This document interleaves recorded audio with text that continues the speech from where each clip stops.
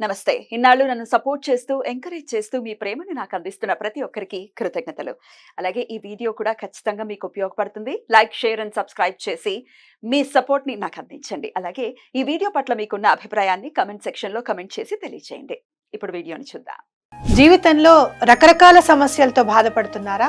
ముఖ్యంగా ఆర్థిక సమస్యలతో సతమతమవుతున్నారా? ఎన్నో పరిహారాలు చేసి అలసిపోయారా? మంచి మార్గం దొరకాలని కోరుకుంటున్నారా? అయితే రండి, విశ్వాన్ని ఎలా అడగాలో తెలుసుకుందాం.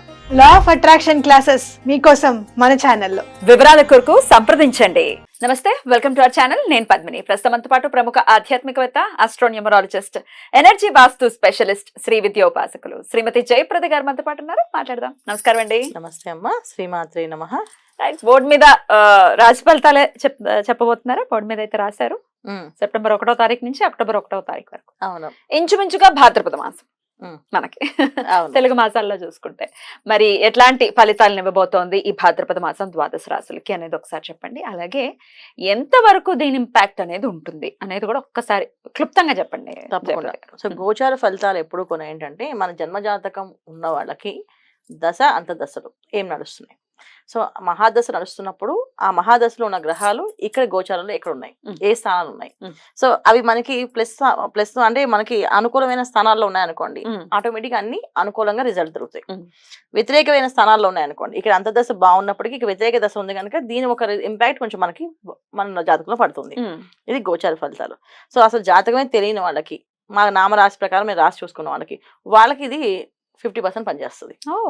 నామ నక్షత్రాలు బట్టి నామనక్షత్రం వాళ్ళకి 50% పనిచేస్తుంది. ఎందుకంటే ఎప్పుడైతే ఒక నామాన్ని కంటిన్యూగా 30 ఏళ్ళు 40 ఏళ్ళు ఆ పేరుని వాడతారో దానికి ఒక ఎనర్జీ ఫార్మేట్ అయ్యి ఆ ఎనర్జీకి ఏ గ్రహం ఫ్రీక్వెన్సీ మ్యాచ్ అవుతుంది.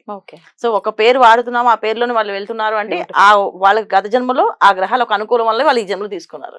సో అది రాసుకోకపోయినా ఆ గ్రహం అనుగ్రహం వల్ల వీళ్ళకి ఆ పేరుతో వస్తుంది. అప్పుడు వాళ్ళకి ఆ రాసి 50% రిజల్ట్ కనిపిస్తుంది. 100% ఇవి.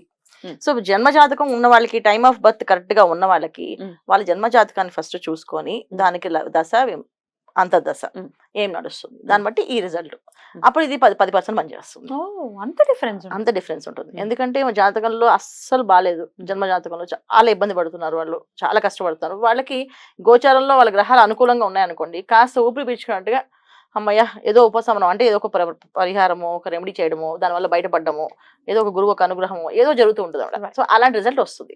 ఇది గోచార ఫలితాలు. సో గోచారంలో మనకి మీనరాశిలో రాహు, వృషభంలో గురువు, తర్వాత సో మా కన్యా రాశిలో కేతువు, కుంభరాశిలో శని భగవాన్ వక్రించున్నాడు. ఇది వర్ష గ్రహాలు. సో ఈ సంవత్సరం వరకు మారవి, ఇవన్నీ అలాగే ఉంటాయి. సో మాస ఫలితాలు మనం ఎందుకు చెప్పుకుంటాం అంటే, రవి, కుజుడు, శుక్రుడు, బుధుడు ఈ 4 గ్రహాలు ప్రతి మాసం మారుతుంటాయి. సో ఇవి మెయిన్ ఇంపాక్ట్ ఇవ్వకపోయినప్పటికీ కూడా ఇంపాక్ట్ వీళ్ళతోటి. ఎందుకంటే వీళ్ళు మెయిన్ గ్రహాలు ఏంటంటే ఈ గురువు ప్లస్ శని భగవాన్ పెద్ద పెద్ద దశలు.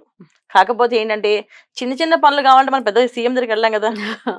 సో అలాంటి పనులు చేయడానికి వీళ్ళు మనకి ఉపయోగపడతారు. అంటే ఏంటి అంటే మనకు చిన్న ఉద్యోగంలో ప్రమోషన్లు కానీ, మన ఇంట్లో చిన్న ఆనందం కానీ, ఇలాంటివన్నీ కావాలంటే బుధుడు ఎక్కడ ఉన్నాడు, శుక్రుడు ఎక్కడ ఉన్నాడు, కుజుడు ఎక్కడ ఉన్నాడు చూసుకుంటే ఆటోమేటిక్ గా చిన్న చిన్న పనుల్లో మనం లీడర్షిప్ క్వాలిటీస్ కావాలి, లేదా అధికారులతో మాట్లాడాలి, రవి ఎక్కడ ఉన్నాడు, ఆ రవి మనకి ఎలా యోగిస్తాడు, అది మాస ఫలితాలు. ఇవి మనం చెప్పేది. అందుకే మాస ఫలితాలు. ఇక దిన ఫలితాలు అంటే చంద్రుడిని బేస్ చేసుకుని చంద్రుడు ఏ రాశిలో ఉంటే అది. దిన ఫలితాలు అనేది అంత పెద్ద రిజల్ట్ ఉంటుంది, కానీ మాస ఫలితాలు రిజల్ట్ ఉంటుంది. మేష రాశి వారికి ఎలా ఉండబోతుందండి ఈ సెప్టెంబర్ మాసం? మేషరాశి వాళ్ళకి ఈ మాసం చాలా బాగుంటుంది, చాలా అనుకూలంగా ఉంటుంది. కోర్టు విషయాల్లో కానీ, చాలా రోజుల నుంచి కోర్టులో ఒక కేసు పెండింగ్ పడిపోయి ఆస్తుల గొడవల వల్ల కానీ, లేదా ఆస్తి గొడవల్లో ఉన్న కేసులు కానీ, ల్యాండ్ సంబంధించిన గొడవలు కానీ, ల్యాండ్ సంబంధించిన లిటిగేషన్స్ ఉన్న పేపర్లు కానీ, ఇవన్నీ కూడా రిలీజ్ అయ్యే అవకాశం ఈ మాసంలో వీళ్ళకి ఎక్కువగా ఉంది. సో ఆర్థికంగా చాలా బాగుంది, ఆరోగ్యంగా బాగుంది, తర్వాత అధికారంగా బాగుంది వీళ్ళకి ఈ మాసంలో. ఎందుకు అంటే స్వరాశ అయిన కుజుడు తృతీయంలోకి వెళ్ళాడు. సో తృతీయ స్థానం అనగా ఏంటంటే ఆరాట పోరాటం, అంటే సాధించుకునే తత్వమే.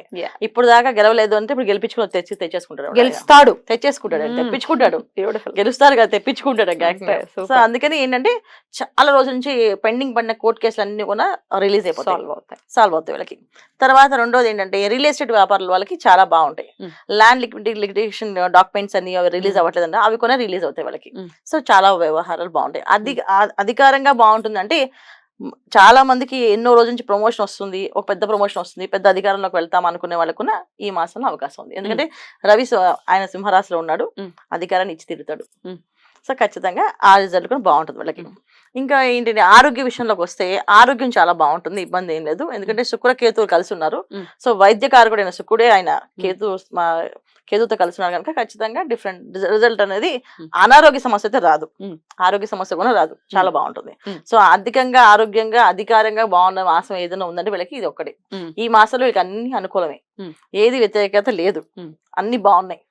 చెప్పాలి అంటే అసలు వివాహం అవ్వట్లేదు అనుకునే వాళ్ళకి వివాహం అయ్యే అవకాశం ఉంది, సంతాన యోగం లేని వాళ్ళకి సంతాన యోగం ఉంది, భార్యాభర్త మధ్య చిన్న డిస్టర్బెన్స్ తో విడిపోయిన వాళ్ళకి కలిసిపోయే అవకాశం ఉంది ఈ మాసంలో.